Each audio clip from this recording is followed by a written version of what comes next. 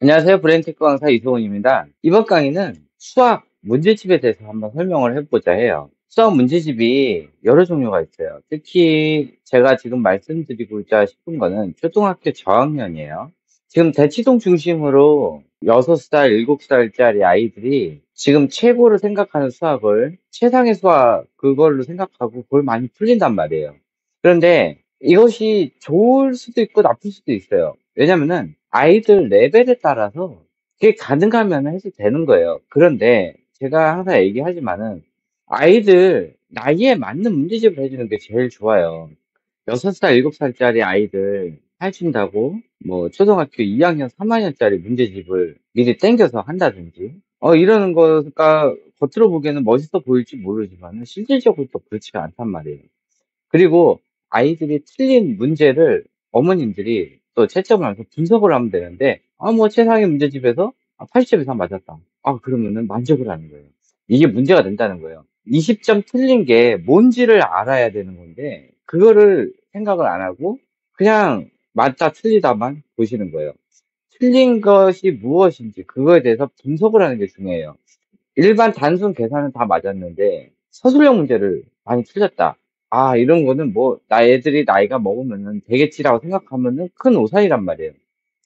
이미 하고 있는 아이들이 있기 때문에 제가 뭐 하지 말라는 소리는 못 하겠어요. 원래 저는 권장하지 않아요. 이미 하고 계시는 어머님들 같은 경우는 틀린 문제가 서술형을 주로 틀렸다. 그러면은 하면 안 돼요. 하면 안 되고 서술형을 많이 틀렸다는 소리는 아이들이 아직 문해력이 안 좋다는 소리예요. 문해력이 안 좋고 이거를 계속 시키다 보면은 이게 단점이 뭐냐면은 선행학습을 했을 때 그거에 대한 단점은 아이들이 뒤로 돌아가려고 그러지 않아요. 나는 4학년까지 끝마쳤어. 그러니까 7살이든 초등학교 1학년이든 난 4학년까지 끝마쳤어라고 생각을 하는데 다시 모르는 게 있어 뒤로 돌아가려고 한다? 애들이 안 해요. 쪽팔리다고 생각을 해요, 아이들이. 어머니도 그렇게 생각을 해요. 지금 강남권 중심으로 초등학교 2학년, 3학년 내에 초등학교 6학년까지 쭉 빼는 이런 학원들도 있어요. 뭐 디딤돌이나 최상위 수학 그걸 이용해서 쭉 빼는데 문제가 뭐냐면은 어머님들이 그걸 모른다는 거예요. 아이가 진짜 6학년까지 끝마쳤는지 모르는 단어는 어떤 것인지 이런 걸 몰라요. 아이가 지금 부족한 부분은 무엇인지 학원에서 끝났다 그러니까 끝낸지 아는 거죠. 이거를 확인할 수 있는 방법이 있어요. 디딤돌이나 최상위 수학을 애들이 한다 하면은 항상 피드백을 해야 되는 것이 뭐냐면은 아이한테 서술형 문제나 조금 어려운 문제를 거꾸로 엄마나 누구한테 설명을 해보라고 하셔야 돼요. 아이가 설명을 제대로 못한다. 그러면은 모르는 거예요. 본인 스스로 문제는 푸는데 설명할 줄 모른다는 거는 그걸 이해를 하지 못한다는 소리예요. 이런 식으로 진도만 쭉쭉쭉 빼다 보면은 결국은 문제가 생기는 게 뭐 중학교 한 2학년 때까지는 버틸 수가 있다고 하더라도 중3부터는 아이들이 힘들어지는 거예요. 특히 고등학교 들어가가지고 문제가 생겨요. 이런 식으로 진도만 쭉쭉 빼는 아이들 같은 경우는 중3 때까지는 어떻게든 버틸 수가 있어요. 그것도 상위 클래스로 버텨요. 그러다가 고등학교 넘어갔는데 완전 레벨 자체가 다르거든요. 그렇게 돼버리면은 이 유형별로 문제만 풀었던 아이들, 이런 아이들이 진짜 생각해야 되는 문제가 나왔을 때 문제를 풀지 몰라요. 그리고 초등학교 1학년, 2학년 거는 진입도를 하든 최상위 수학을 하든 우등생을 하든 그 밑에 거 뭐 센을 하든 비슷비슷해요. 1, 2학년 거는 별반 다른 게 없어요. 그런데 그 아이 좀 자랑시키겠다고 커피숍이나 또 사람들 많이 들락날락거리는 데서 우리 애 뭐 이 정도 해 그러면서 막 채점하는 엄마들이 있어요. 자랑하는 거죠, 자랑하는 거. 그거 뭐 하나도 부러워하지 마세요. 그거 자기네 애는 뭐 최상위 수학을 벌써부터 해? 굉장히 잘하는데 한 개도 부러워할 거 없어요. 1, 2학년 거는요, 문제집이 다 비슷비슷해요. 어차피 4층 연산 안에서 나오는 거니까 별반 다른 게 없고요. 결국은 그 아이들이 틀리는 거는 최상위 수학에서 나오는 그 특이한 문제 개를 틀려요. 그러니까는 의미 없는 짓이에요. 의미 없는 짓. 그러니까는 그거 굳이 할 필요 없고요. 이제 문제가 되는 거는 같은 학년인데 보통 1, 2학년 빼고 3학년부터는 문제집 레벨마다 좀 달라져요. 자, 1, 2학년 때는 어떤 걸 해줘도 그렇게 티가 안 나요. 만약에 아이가 많이 틀린다, 또는 어려운 문제를 많이 틀렸다, 그러면은 그 문제집이 안 맞는 거예요. 그러면 줄여야 돼요. 보통 테스트를 어떤 것부터 하냐면은, 한 우등생이나 쌤, 이 정도부터 시작을 하는 거예요. 1학년 때부터. 그거를 아이가 거의 100점을 맞는다 하면은 그 한 단계 위로 올리는 거지. 그것도 잘 맞는다? 그러면은 더 올리고 더 올리고 해서 1등 수학부터 해서 최상위 수학까지 계속 쭉쭉쭉 올려가는 거예요. 그렇게 하는 거지, 처음부터 뭐 최상위 수학 뭐 이렇게 하는 건 아니에요. 자, 어쨌든 간에 3학년이 됐는데 처음부터 최상위 수학을 했단 말이에요. 그러다 보면 3학년 때 최상위 수학에서 점수가 만약에 80점대가 나왔어요. 그러면 얘는 최상위 수학이 안 맞는 거예요. 문제집은요, 항상 풀어가지고 90점이 나와야 돼요. 90점 이상. 100점 나오는 것도 별로 안 좋아요. 90점 이상으로. 그래서 만약에 우등생 문제집을 풀렸다가 90점 이상이 나와. 그러면은 그 다음 학기나 아니면은 문제집 한 걸 더 풀릴 거면은 그 다음 윗등급에 쌤을 풀리는 거예요. 또 쌤을 풀렸는데도 아이가 또 잘해. 9점 이상이 나와요. 그러면은 그 윗단계, 뭐 1등 수학을 한다든지, 아니면은 뭐 디딤돌을 한다든지, 또 그것도 잘 맞아. 그러면은 그 위에 이제 최상위 수학을 하는 거예요. 이런 식으로 해야지 처음부터 최상위 수학 다 갖다 주고 아이가 잘 아는지 모르는지도 모르는 상태에서 또 아이가 틀린 문제가 도대체 이 최상위 수학에 나오는 특이 문제를 틀린 것인지, 왜 아이가 이 문제를 이해를 못해서 틀린 것인지, 또는 문장 해석을 잘못해서 틀린 것인지, 아니면 수에 대한 개념이 아직 확실하지 않은지, 이런 것들을 확인할 수가 없어요. 처음부터 너무 높은 문제집을 풀다 보면은 이런 거에 대한 분석이 굉장히 어려워져요. 특히 조심해야 될 학원이 최상위 수학으로 1학년부터 6학년 때까지 선행을 쫙 빼는 데가 있어요. 그래서 아이가 3학년이 됐는데 최상위 수학 6학년까지 쫙 다 뺐대요, 학원에서. 그러면은 그런 엄마들이 뭘 걱정하냐면은 한 번을 더 해야 되냐, 아니면 중학교 과정을 넘어가야 되냐, 이게 걱정을 하는데 그 확인법이 있어요. 어머니도 최상위 수학 6학년짜리 문제집을 사가지고요, 만약에 그 학원에서 6학년 과정까지 다 끝냈다고 딱 얘기를 했을 때 6학년짜리 문제 중에서 어려운 거 몇 개를 아이들한테 풀리라고 그래요. 설명하면서 풀리라고 그래요. 설명하면서. 그래서 아이가 설명을 하면서 푼다. 근데 설명을 하는 게 그냥 해석지 나오는 식으로 쭉쭉쭉 푼다, 그러면 아니에요. 이게 왜 그런지 이유에 대해서 설명을 하고 그런 식으로 좀 풀어야 돼요.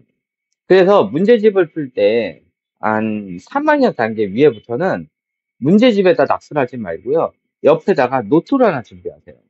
문제집을 많이 푸는 거가 중요한 게 아니라요, 그 문제집에 있는 거를 충분히 풀어주는 게 중요해요. 그래서 1번 문제를 풀 때 노트를 하나, 빈 노트 하나 준비해요. 스프링 달린 노트도 상관없어요. 그래서 그 몇 쪽, 몇 페이지에 있는, 몇 페이지에 있는 몇 번 문제. 그래서 이 문제에 대해서 해답을 여기다 쓰는 거예요. 이게 왜 이렇게 돼서 답이 이렇게 나온다. 이거를 각각 다 쓰는 거예요. 해답지 쓰듯이 그렇게 쓰는 연습을 하는 거예요. 그래야 아이가 실력이 들어요. 이걸 어디다 어떻게 문제 풀이를 했는지도 모르고 문제집에다 끄적끄적끄적해서 답만 딱딱딱 쓰는 아이들 있잖아요. 어차피 객관식이니까 찍어서 맞는 건지 진짜 알아서 맞은 건지 확인이 안 되잖아요. 그러니까는 이런 연습을 좀 해주시는 게 좋아요. 저도 예전에 수학 공부할 때, 학교 다닐 때요, 보통 문제집이, 그때는 제 때는 문제집이 많이 없었어요. 그래서 문제집을 몇 번씩 반복해서 봤거든요. 근데 문제집에 낙서가 돼 있으면 조금 그래가지고 하루에 진짜 거짓말 안 하고 중학교 때부터 A4 용지 30장에서 40장씩 하루도 빼놓고 풀었어요, 문제를. 그렇게 해서 하다 보니까는 제가 고3 때 머리가 좀 문제가 생겨가지고 기억이 많이 좀 날아갔는데도 그렇게 해서 쓰면서 했던 것이 머리가 다 날아가가지고 중학교 3학년 과정까지 다 싹 다 날아갔어요. 고3 때. 고3 때 싹 다 날아갔는데도 불구하고 지금도 그 기억이 나요.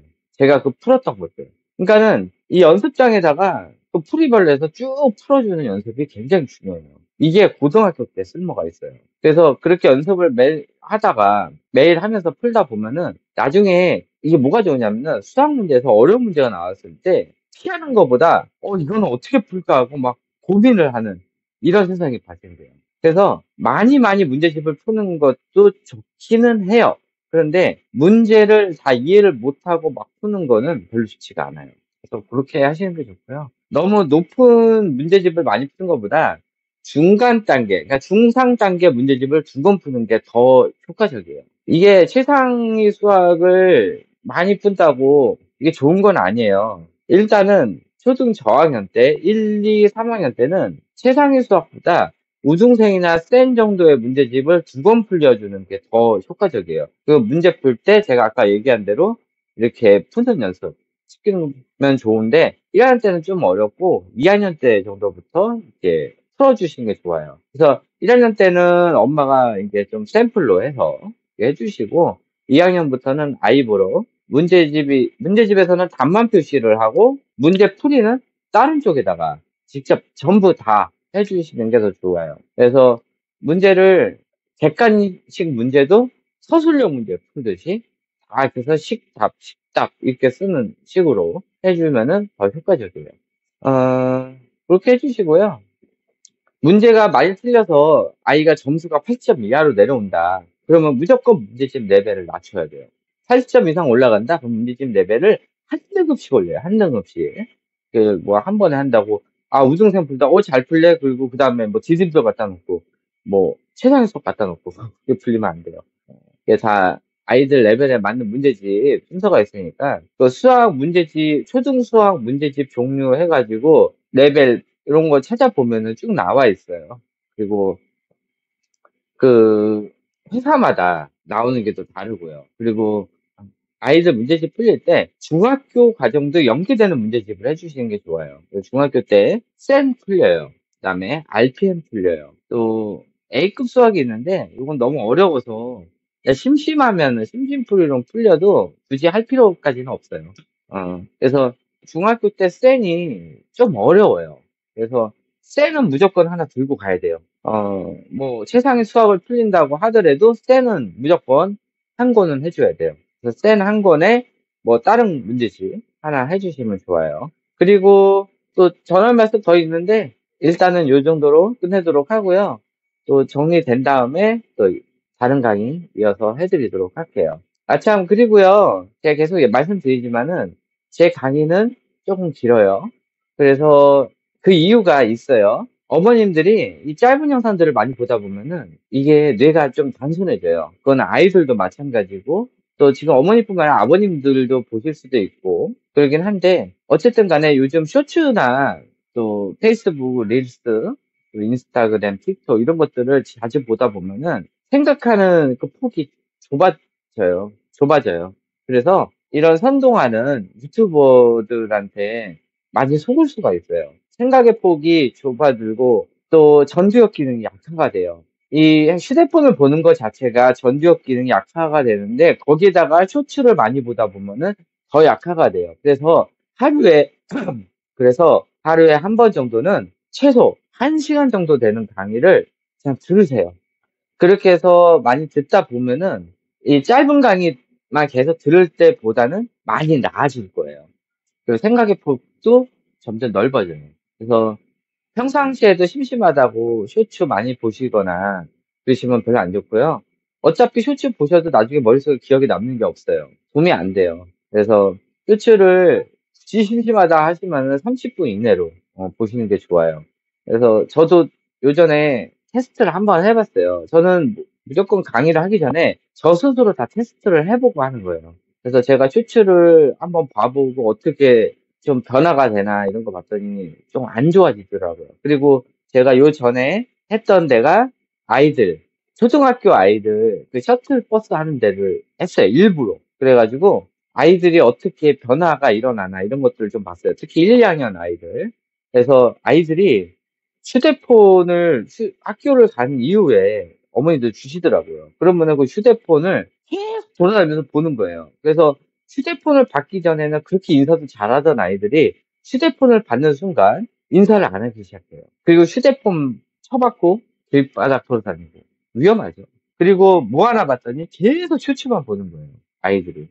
그러니까 쇼츠만 보면서 애들이 그때부터 덤벙거리기 시작하고 뭘 계속 까먹고 잊어버리고 또 말투도 조금 버릇 없어지고 그렇게 되더라고요. 아이들도 그래요. 그러니까 성인들도 뭐 별반 다른 건 없어요. 쇼츠를 많이 보다 보면 계속 까먹고 잘 생각이 안 나고 그러니까 판단력이 흐려지고 그렇게 되니까는 꼭 그런 거 알아두시고요. 어, 그래서 일단은 지금 수학 문제집에 대해서 말씀을 드렸어요.